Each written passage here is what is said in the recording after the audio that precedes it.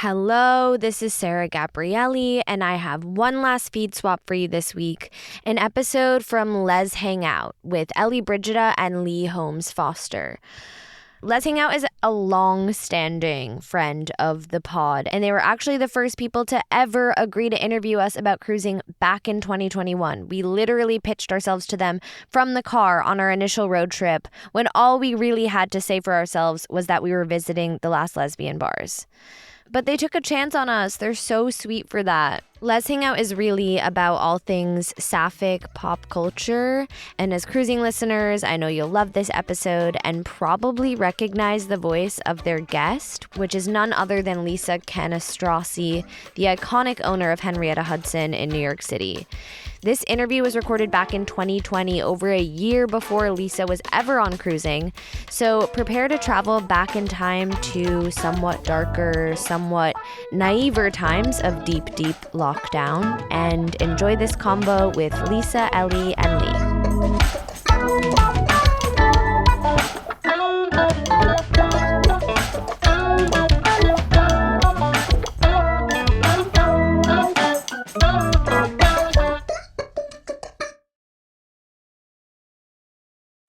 Let's hang out. Let's hang out. And let's talk about what lesbians have found. Let's hang out. And let's listen to two lesbians shout. Let's hang out. Let's hang out. Hey everyone, welcome back to Les Hang Out, a podcast hosted by the lesbians you'd want to hang out without a lesbian bar. True. From the West Coast, I'm Lee Holmes Foster. And from the East Coast, I'm Ellie Brigida. To those of you who have been with us through this whole journey, thank you as always for listening. If you're a new listener, welcome. We're excited to have you here. Here's what's happening this week. This week in the Lesdom. This Week in the Lesdom is a place where we can touch base each episode about things going on with the podcast or otherwise. This week, at the start of Pride Month, we refuse to ignore the injustices that are going on across our country. The senseless, racially charged deaths of George Floyd, Ahmaud Arbery, Tony McDade, and Breonna Taylor, along with the many other Black lives lost from police brutality, cannot be forgotten or ignored. So today, while we usually keep our podcast light and fluffy and apolitical, we have to start by acknowledging the protests and riots that are happening in Minneapolis and across our country, and to let you all know that we stand with the Black Lives Matter movement. Never forget that Stonewall was a riot against police and police brutality, and we cannot in good conscience stand up for the LGBTQ community without also standing for the Black community in this tumultuous time. We encourage you all to donate to Black Lives Matter, to do whatever you can to stop injustice when you see it.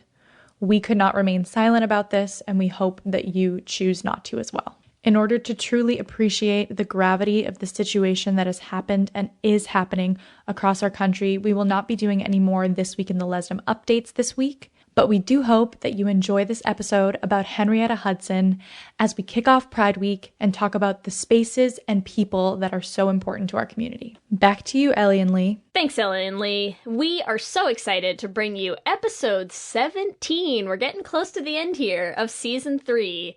God save the lesbian bar. Please, God save the lesbian bar. And we are Amen.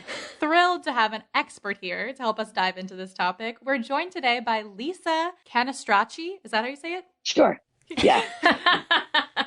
Lisa, the owner of Henrietta Hudson, the oldest lesbian bar in New York City. Lisa, thank you so much for being here with us today. Thank you. Thanks for having me.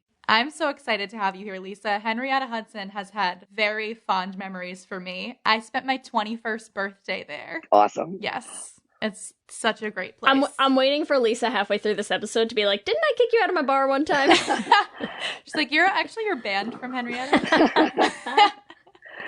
So, Lisa, let's talk a bit about Henrietta Hudson. When and how did you start the bar? Because you've been there for a very long time. That's an interesting story, and it is one of fate. I had no control over it. It just happened. So in the 80s, I bartended on Wall Street, a couple of blocks from the Trade Center, across the street from the American Stock Exchange. So at 4 o'clock, I had 70 stockbrokers in my bar. It was the Wolf of Wall Street days. That movie was not exaggerated. I literally hung out with those guys. I partied with them.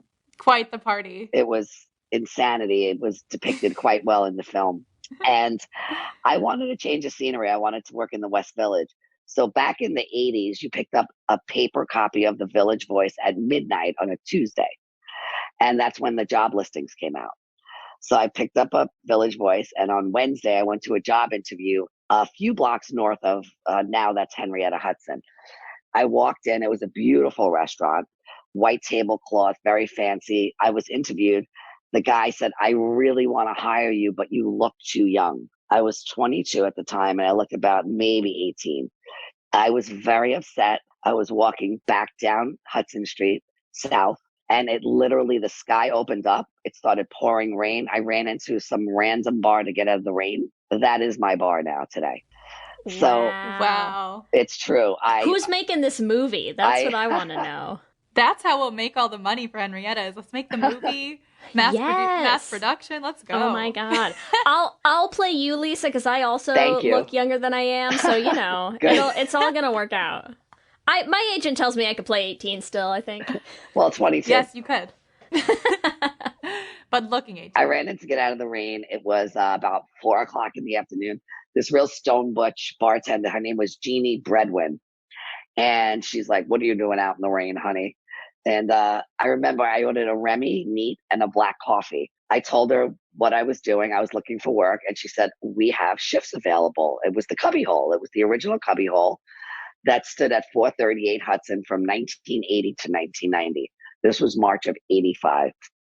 They offered me the two slowest shifts in the industry, which was Monday night and Saturday afternoon. I kept my job on Wall Street. At the same time, I worked at the cubby hole. Within a few months, I was offered very good shifts, the best shifts. I left Wall Street and I worked at the cubby hole from 85 to 90. It closed in 1990. The owner opened another space called Crazy Nannies, which was a block away. A woman came into the bar, the Crazy Nannies, and said, I really like your style. I like the way you bartend. Let's reopen the old cubby hole back up. Her name was Minnie Rivera. We are still business partners today, 29 years. She's about 18 years older than me. Incredible woman, put a lot of faith in me. And she and I opened Henrietta Hudson, Gay Pride 1991, and the rest is history. That is such an amazing story. I have to chime in. If it did not rain that day, I would have gotten on the subway. Wow. So really, God created Henrietta Hudson. Yes, so the cosmos God did. Yes. will save Henrietta. Sometimes the gods rain down a flood, and it's all to save the gays. I think is the point there. I tell you, I often think what my life would be like because I was studying to be a clinical psychologist, which really does translate into the bar business, where instead of having 20 patients, I have 20,000 patients or clients, or a couple 100,000. But I have to just correct you on one thing. Henrietta Hudson is the longest running lesbian bar in the country. Wow. Today. Yes. And I also want to chime in that we do change constantly with the times, and we do reinvent and rebrand and try to keep it fresh and see what's trending and what the community needs. So I no longer call it a lesbian bar. I call it a lesbian-centric queer human bar. I love that too. We were going to talk about that. Yeah. So when did you make that shift? Because I know obviously as the times change, identities have shifted, people are much more fluid. When were you this is the moment, let's change this, and why? Okay, January 2013. I remember. I do a ton of activism. I was the vice president of Marriage Equality USA when DOMA was struck down. I was at the Supreme Court with Edie Windsor, not in the Supreme Court, but my group. And of course we won.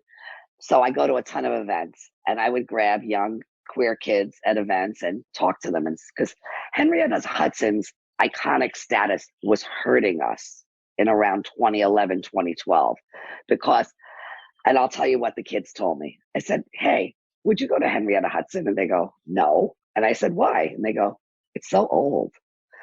So I needed to hear that. The youth. And they were right. So that was it. It was January 2013. I embarked upon a whole new programming for Henrietta Hudson, a staff refresh. a modern logo, but also keeping the iconic logo. DJs from all over the world, Vegas style burlesque shows. All our go-go dancers were professional dancers, not just drunk people on a bar. Um, More engaging door people. I feel the door person is the most important person. I love the Yeah, person, Allison, probably Allison. Allison. Yes. Yeah, yeah, Allison yeah, was, yeah. yes, I agree. She's Top amazing. of the Yeah, experience. yeah, She is just such a good yeah. human. You have to. I feel like it can be either an entry into joy or it can be a gauntlet, like it's the first thing you see, it's your first experience. So I was finding in 2011, 2012, when I was working on the marriage equality stuff, I was absent from the bar. We had somebody running it, and it got kind of icky. I didn't really like what was going on. I had met with each of my staff individually and told them what my vision was for moving forward.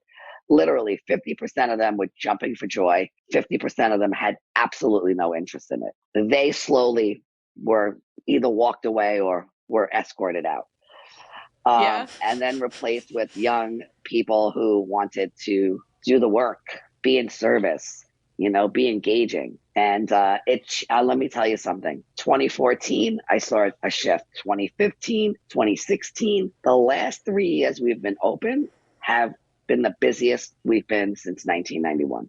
Wow. Yeah. And That is, there's something that's so great too about like, because I feel like that is reflective of like that willingness to adapt, and like grow and change and evolve. And it's like, I know it's something that I think the queer community in general is always kind of wrestling with, is even for a community of people who are the minority and the outsiders and the other in so many ways, that like we can also be resistant to change within ourselves and within our own community, and I think it's something that we're constantly dealing with, is like, how do you remain flexible in your own self, in your own ways, in your own, things that you just have settled into. And so I love that like the decision to do that was like met by the community, and like Oh gosh. recognized for what it was.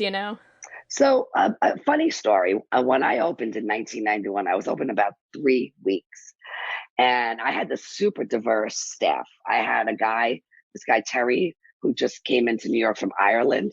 He was so adorable. This Irish guy, tiny little guy, beautiful face. He loved to cross dress. He was straight, very respectful. He was my cocktail waitress, and a woman came over to me and she said, there's a guy working here. This was in 1991. I said, I know, I hired him. Isn't he great? And she goes, I don't really know how I feel about that. Like, I don't think I'm comfortable with that. And I said, honey, unless you were the Immaculate Conception, at one point there was a man in your life. And she said, well, I don't know if I'm going to come here anymore. And I said, well, I hope you find a space that you feel safe in. And, it's like, Yeah. this has been my doctrine since day one. I was so excited when the queer kids came up, the gender nonconforming, non-binary kids, because I needed something to be excited about. I needed something to have interest in.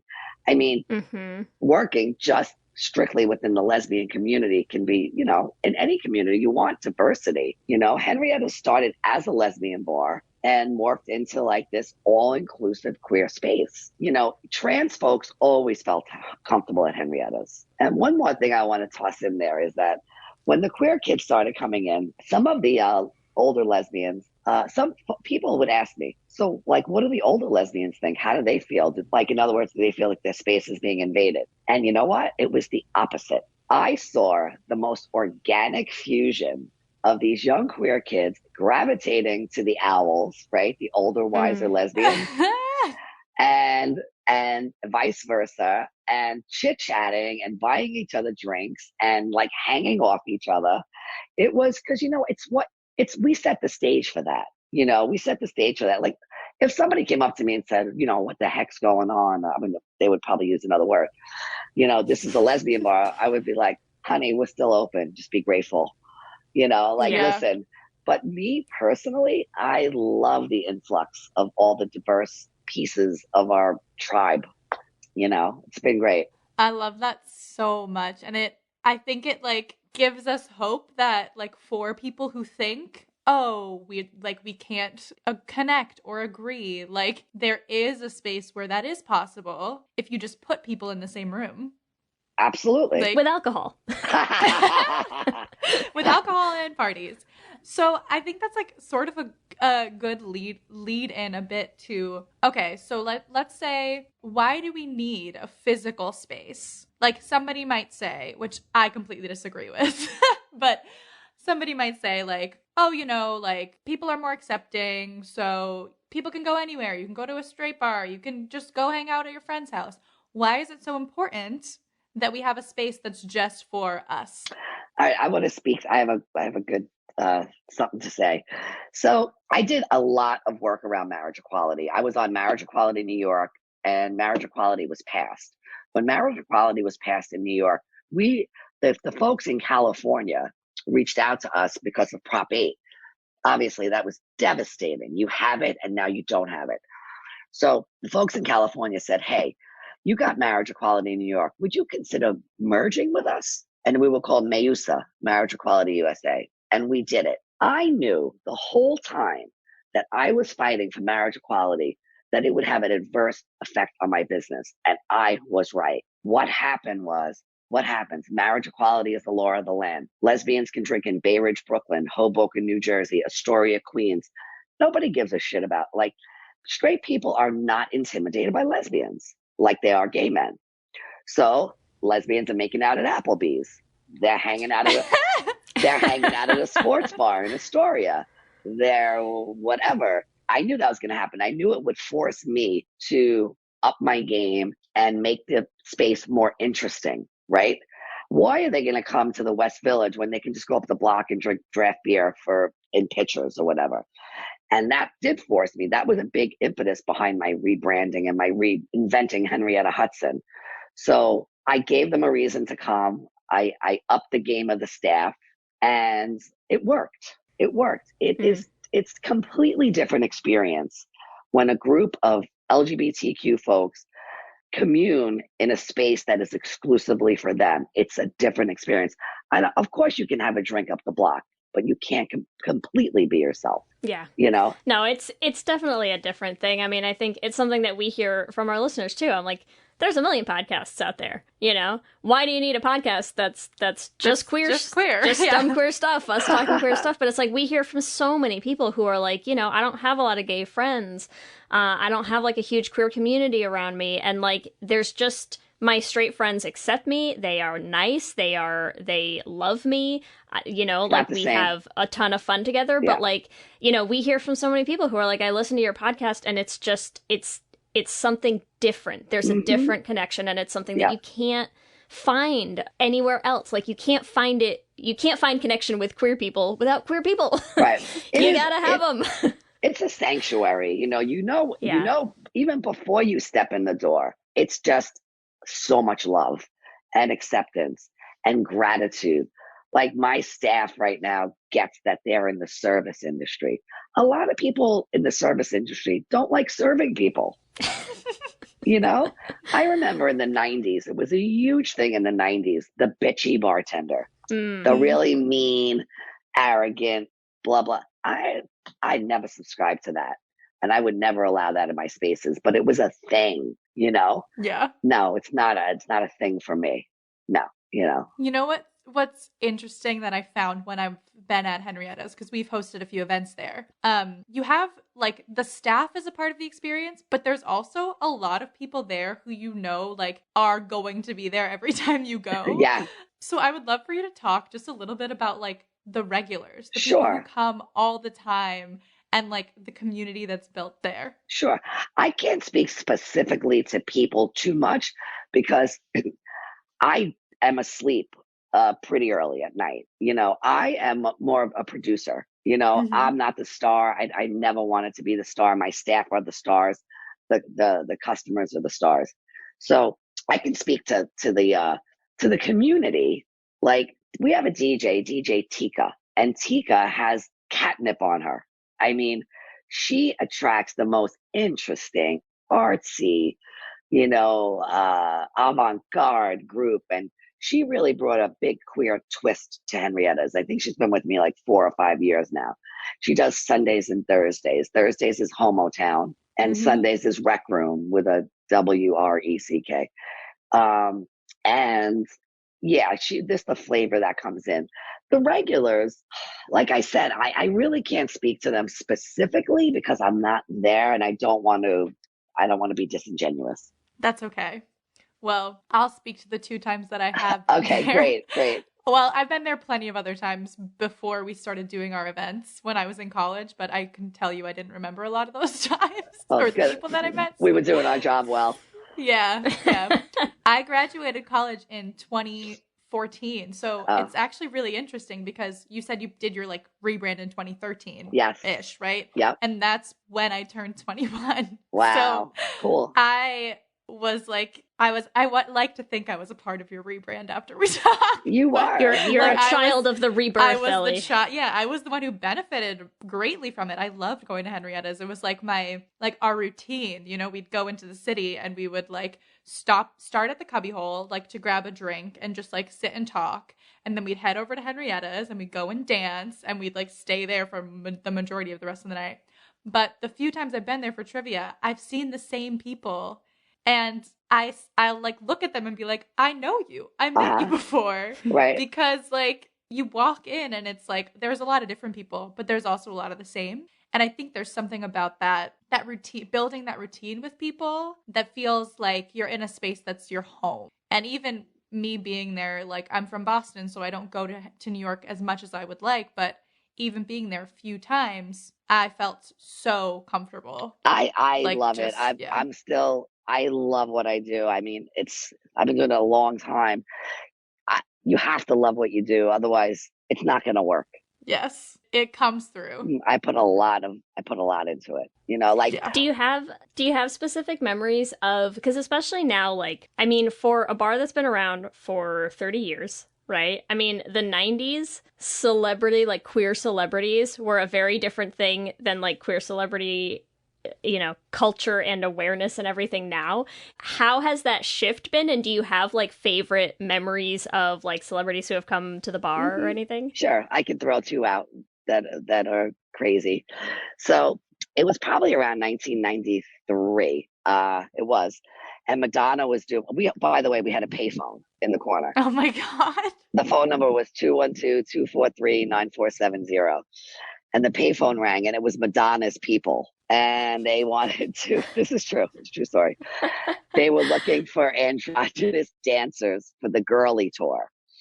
And they wanted to hang up posters in Henrietta's. Now, you know, that's how it worked, right? There was no fucking internet. So I can curse, right? So, yeah, yes. Okay. So anyway, they showed up. We hung the posters up. They were like, you know, they weren't graphically finessed, but we put them up. And she wound up hiring one of our customers, and the customer worked with her for years. But this is the best part.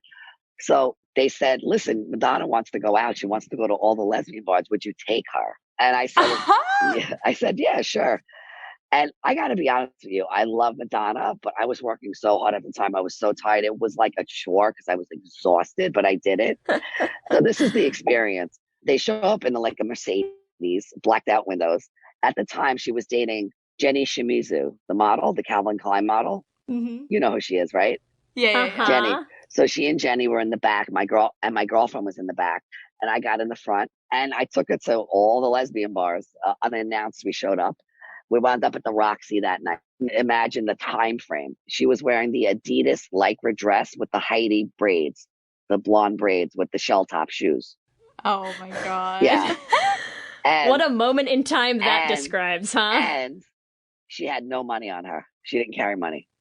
Because everywhere she went, people bought stuff for her. Right. And she drank Perrier. Oh my God. So, wow. And she hung out in Henrietta's by the ice machine that night, but a lot of people didn't recognize it because it was a new look. That is so great. Can you imagine, like, somewhere someone is going to be listening to this episode being like, wait a minute, I think I saw Madonna at Henrietta's in the 90s. I just realized. They're like, I saw that Adidas dress. Yeah, it was green.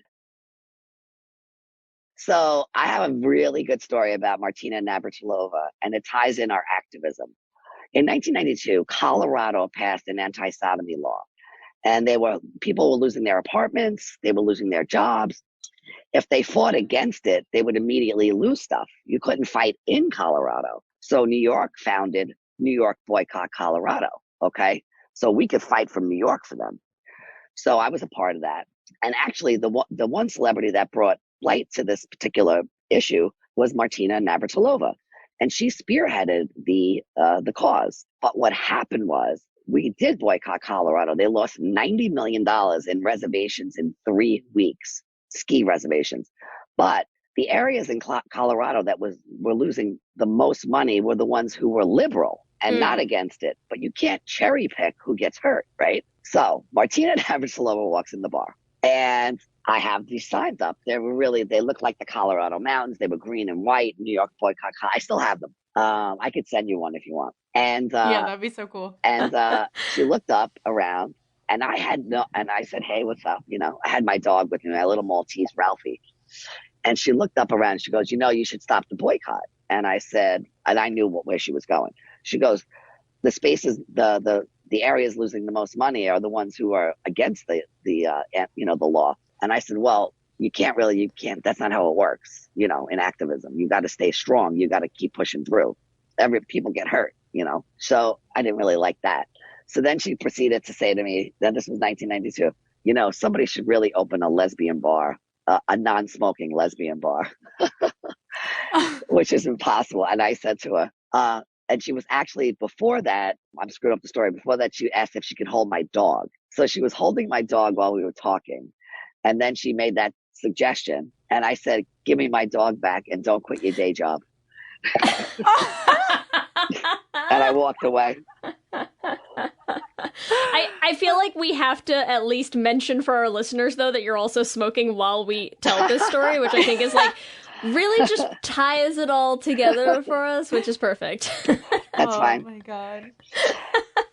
We could not have asked for better stories. Yeah, if we I know, tried. right? Madonna and Martina. Wow. Yeah. Oh, I have a great Melissa Etheridge story. So Oh my God. This was 2001. She and Julie Cypher had just broken up. And every Sunday we did live bands at Henrietta's. And they had to do all original songs. They did 2 45-minute sets, whatever band was playing. They were allowed to do 1 cover per set because I didn't want to hear covers. So I'm at a dinner party in Brooklyn, and I hear that Melissa Etheridge just walked in the bar. So I jump in, whatever. I get back to the bar. She was with Alan Cumming, and she was upset. She had literally just went through a breakup. So we're chit-chatting, blah, blah, blah, me, her, and Alan. And the band's playing. It was called the Lauren Pellegrino Band. And they didn't know she was there. She was in one of the little seats, the window seats. So this woman, Lauren, proceeds to do "Come to My Window." And Melissa Etheridge looks at me and she goes, Can I go on stage? I said, Oh my yeah. God. She snuck up behind her and tapped her. I have a picture. And tapped her on the shoulder. And the girl almost had a fucking heart attack. Oh And my that was, God. let me tell you something, that was a night. And then she asked if she could do a song. And she did "Piece of My Heart" by Janis Joplin. And she changed the words to describe the breakup. Oh my Wow. God, that is such a gay thing to do. Yes. Can you Wow, imagine Melissa though? Etheridge is so gay. Can you imagine you're on stage, doing, just doing your gig, and you start singing your 1 cover you're allowed for the evening, and it's a Melissa Etheridge song, and Melissa Etheridge shows up behind you? I mean, good Lord. It was great, but this is the funny part. So once that was great, but once I had gotten to the bar, I said, I gotta lock the front door. I don't want any idiots coming in. And we locked the door for the band. The band's got 100% of the door. So I somebody would knock, I open it, and I go, there's a band playing tonight. It's a $5 cover. They go, "Who's playing?" I go, "Melissa Etheridge." They paid the $5. Yeah. Oh, wow. And it was great. That was a really fun night. Yeah. That's crazy. That is so crazy. I'm also trying to keep my jaw off the floor when you're just talking to Melissa and Alan. Oh, yeah. Just, But I love but it. that's why I think it's funny too, because it's I feel like even for us, even for, people like Ellie and my age, the millennial crowd and the Gen Z crowd is I feel like there's still such a difference with how we feel about current queer celebrities, like to a large extent. It's like so many of them, like they're our age and it's whatever. And it's like, but then you think about like Melissa Etheridge and I'm like, oh my God, Melissa Etheridge. I mean, she's like an icon. Yeah. It's like, I feel like there is like there's a different tier, in some ways for certain things. Yeah. Well, that's because we're older. We're older. And we still made it. And therefore more worthy of being revered, obviously. So True.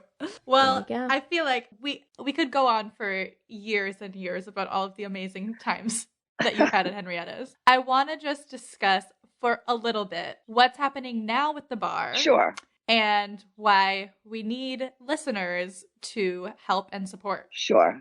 Okay. Well, I'm a bit of a political geek. I'll speak to, I won't use the name, but since the current administration at the White House, it's okay. We'll just bleep it out if you say it. there are a lot of accidental activists. I'm a purposeful activist. I don't espouse my political beliefs. I live them every day. And I've been doing that since I joined ACT UP in the 80s. That said, up until the past 3 years, I was kind of mocked and judged for combining politics with nightlife. Like people used to say, like, what are you doing? Like, it's nightlife. Just leave it alone. Like, why do you got to bring politics into it?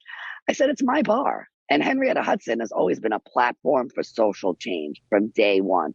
The bar is my career and it supports me, but activism is what gets me out of bed in the morning. So I saw this pandemic coming down the pike because I listened to the data and the facts and Fauci before Fauci was on the air.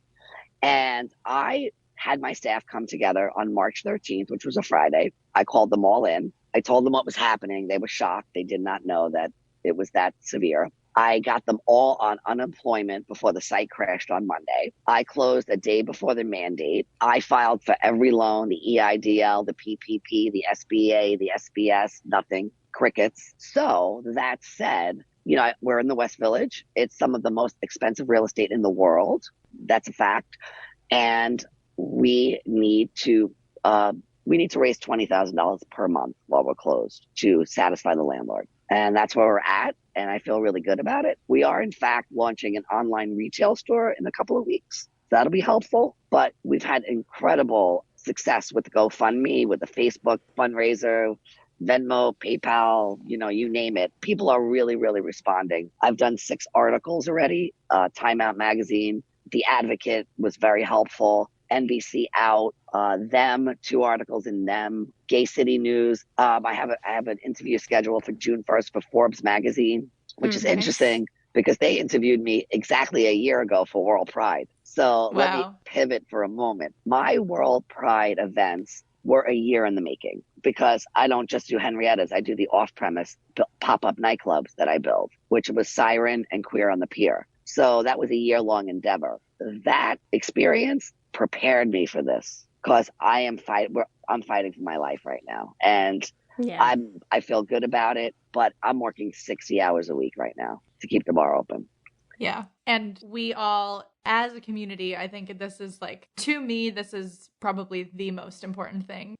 I personally love queer bars. I could not live without them. So well, I'm not, I will reopen. I will.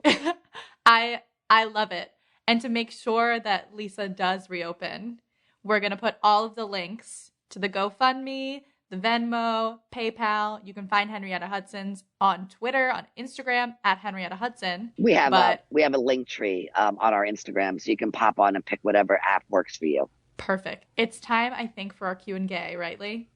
Yeah, we could do it. Q and gay. All right, so we're going to do a Q and Gay. We're going to ask you yes or no or multiple choice questions, and you just have to answer. We're going to put them on our Twitter as well. So some of them might be you already know what your answer is, but our Twitter followers might not. So okay, here we go. First question. Have you ever met a lesbian out in the wild? A, yes, or B, no? I don't know what out in the wild means. I'm sorry. Oh, just out in the world. At a bar, in the world. Oh, yeah. Sure. Yeah. Yes, in the wild, yeah. Yes. In their natural habitat, which is probably at Henrietta's. Question 2, Lisa. Have you ever been a regular at a local bar? Yes or no? Yes. What local bar are you a regular at besides Henrietta's? In Brooklyn, where I used to live, in Bay Ridge, Nice. Brooklyn. Yeah. Nice. All right. What is your favorite thing about an LGBTQ bar? A, the drinking, B, the dancing, C, the events, or D, the people? The people. Agreed. Agreed. Okay, question 4. Now, again, might be a little biased answer for you, Lisa, but we're gonna put it up for our listeners as well. Question 4. What type of LGBTQ specific business would you want to own? A, a bar, B, clothing, C, a media company, or D, an events company? A bar. Good answer. Really? Have you considered doing that? It sounds like a lot of fun. Yeah, it sounds like you'd be really good at it. I might give it a shot. All right, our final Q&A. Where did you celebrate your 21st birthday? This is because I celebrated mine at Henrietta's. But A, house party with friends. B, lesbian bar. C, Vegas baby. Or D, date night with my partner. House party. Nice. Tell us more. Whose house? Oh my gosh, that was so Melissa many years ago, right? Melissa Etheridge's house. My posse, you know, my tribe. Nice. And remember, you can give us your own answers to this episode's Q&A questions on Twitter at Let's Hang Out Pod. Lisa, thank you so much for hanging out with us. I loved hearing all of your stories, and I know our listeners are going to love this episode. Thanks for having And we're me. hoping it encourages people to remember and cherish the lesbian and queer spaces around them, and help support them through all of this, because it is. I mean, it's just, you know, I don't think we have to keep saying, like, it's a crazy time right now, and everybody is just struggling to get by. And I think, you know, what we're seeing with this is the same thing we're seeing everywhere else, that, like, minority-owned companies, you know, bars, places, like, women-owned, queer-owned, like, those are the places that are hurting the most right now. They're the places that are always pushed out, you know, in our fun capitalist society. So We will not let them. we gotta keep them alive, y'all. We gotta keep them alive. Awesome. Thank you so much, guys. I really enjoyed this. Let me hear you say hip, hip, hip, hip, hip, well, yeah. We love hearing from you and building community, so we want to shout out some of our favorite things each episode. And this week, we want to give a huge shout out to Leo Sheng and all of the people who came to our L Word trivia night. Leo, who plays Micah on Generation Q, was so warm and amazing and answered so many of our questions. I knew he would be great, but he was even better when we actually got to hang out with him on Zoom. So we want to say a huge thank you to Leo. Thank you to everyone who came and hung out with us. Also would like to shout out April, also known as Fumatic, for our Portrait of a Lady on Fire video edit, because she did an incredible job, of course, and we just love it so much. We have been hoping she would be able to do a video edit for quite some time. We finally wrangled her in, and we could not be happier. We also would like to thank Sabrina Jalise, who was our guest for our tag quarantine should have been gay. She was an absolute riot. I cannot wait for you to hear her episode. So we want to say thank you for coming and hanging out with us and making me laugh more than I have ever laughed in an hour. You are in for quite the treat. We also want to shout out an email we got from one of our listeners who signed off, a great and proud baby gay listener, which we always appreciate, a proud baby gay. This is for Fernanda, who lives in South America, which I think is so cool. She's a journalist. I was talking to her a bit about my sister, who's a journalist, which I don't know how many of you know that. My sister is a journalist in San Salvador, so we were talking a little bit about that and just Fernanda's baby gay awakening. So we want to say we are so happy to be a part of your baby gay awakening. And to all you baby gays out there, we see you, we hear you, and we do answer your emails, even if they are super, super long. We will still answer them. I promise. And as always, we want to thank our Lesbian Jesus patrons, Tanya Ferguson, Jess Klaus, Danny Griswold, Sarah and Julia, Carrie Ann Lawrence, Mark Foster, Danny Gunlock Tamora, Audrey O'Connor, Alana Rosen, Kayla Kelly, Tara Gleason, and Jacqueline Rose Nishino. and our King Princess patrons, Lizette Stye, Amy and Ellen, Liz Shen, and Leah Hendley. and our favorite sponsorship patron, Wendy K. Bartlett, who wants to remind you all to support queer creators and musicians and artists at this time. Thank you, Wendy. Remember, you can also find us on all the social medias. We're on Instagram, Facebook, and Twitter at Let's Hang Out Pod. You can email us at letshangoutpod@gmail.com. Or you can check out our website at letshangoutpod.com. And make sure you subscribe wherever you listen to podcasts so you'll be the first one to know when new episodes drop. We're also still posting videos up on our YouTube channel. You might have caught our amazing video for our Portrait of a Lady on Fire original song that April made for us and we are in love with. And we will be having, maybe something related to that Suddenly Seymour track coming up soon. Who knows? Cannot wait. So make sure that you subscribe at youtube.com/LesHangoutPod to catch those. If you want to support the podcast, the easiest and most free way to do so is to rate and review us on iTunes. We love hearing what you have to say and all of the glowing 5-star reviews. Thank you. You can also join us at our Patreon. You can find it at bit.ly/lespatreon.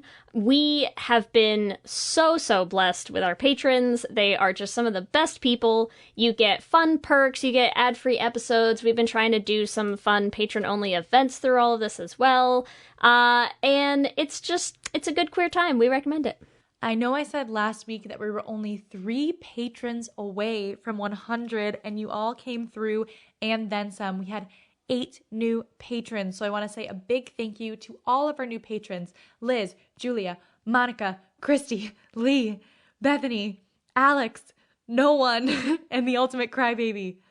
I think I got you all. I want to say a huge thank you to all of you for helping us get to over 100. We cannot wait to hang out with more of you. If you want to follow us individually, you can find me on Instagram and on Twitter at LSH Foster. And you can find me on Instagram and Twitter at Ellie Brigida. With that, I'm Ellie. And I'm Lee. And let's hang out again soon. Let's hang